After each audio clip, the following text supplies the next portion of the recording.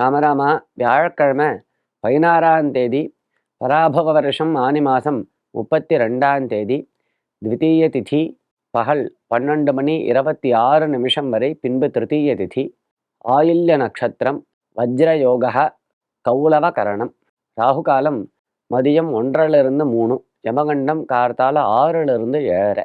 ஆடி பண்டிகையை சிறப்பாக கொண்டாடுவதற்கான காரணங்கள் என்ன? தட்சிணாயன மகாபுண்ணிய காலம் இது. 2 அயனம் உண்டு, ஒன்று உத்தராயணம், இன்னொன்று தட்சிணாயனம். சூரியநாராயணன் தன்னுடைய தேரை தெற்க நோக்கி திருப்புற நாள் தான் இந்த தட்சிணாயனம் அப்படிங்கிறது. பெரிய புண்ணியகாலமாக சொல்லப்பட்டிருக்குது. அதுதான் ஆடி பண்டிகைன்னு எல்லாரும் கொண்டாடுறா. ஆடி மாதம் முழுக்க அம்பாளுக்கு ரொம்ப விசேஷம். அம்பாளை பூஜை பண்ண வேண்டியதான மாதம். மற்றும் இந்த இன்றைய தினம் பித்திருக்களை ஆராதிக்கணும், சங்கிரமண புண்ணிய காலம்னு பேர். இப்படி பல விசேஷங்களை கொண்டது. சூரியனை விசேஷமாக பூஜை பண்ணணும் இந்த ஆடி மாதம். ஆடி மாதம் வந்துடுத்து அப்படின்னா பண்டிகைகள்லாம் வரிசையாக ஆரம்பிச்சிடும்.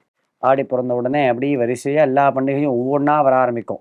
ஆவண்யாவட்டம் வரும், வரலட்சுமி நோன்பு வரும், பிள்ளையார் சதுர்த்தி வரும், கிருஷ்ணாஷ்டமி, கோகுலாஷ்டமி வரும். இந்த மாதிரி ஒவ்வொன்றா அப்படியே வர ஆரம்பிச்சுட்டே இருக்கும். ஆடி பிறந்தா பண்டிகை ஜெய ஜெய ஜெயன்னு வீட்டில் பண்டிகை வர ஆரம்பிச்சிடும்.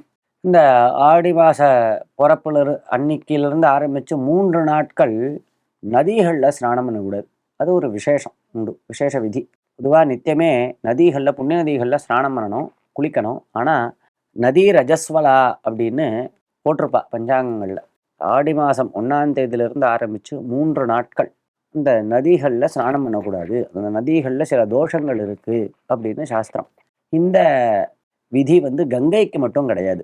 கங்கையில் ஸ்நானம் பண்ணலாம். ஆனால் மற்ற நதிகள், காவேரி போன்றதான நதிகளில் இந்த ஆடி 1ஆம் தேதியிலிருந்து ஆரம்பித்து 3 நாளைக்கு ஸ்நானம் பண்ணக்கூடாது. அப்புறமா ஸ்நானம் பண்ணலாம். இது ஒரு விசேஷமான விதி.